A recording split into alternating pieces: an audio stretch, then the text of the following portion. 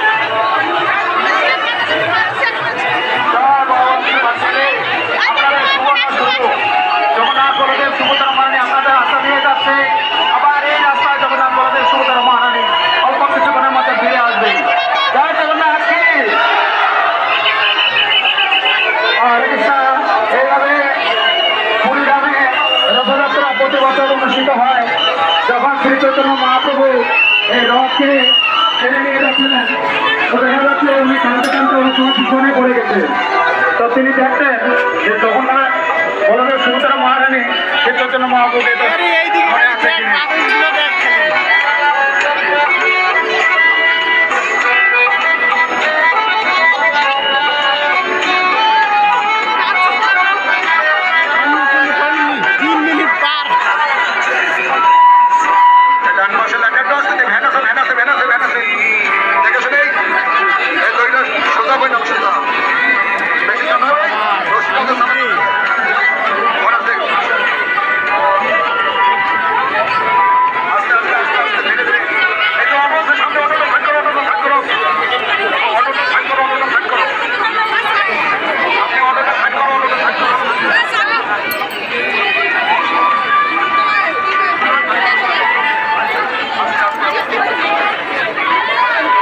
সামনে কি মানুষ, পিছনে তো ডাবল মানুষ।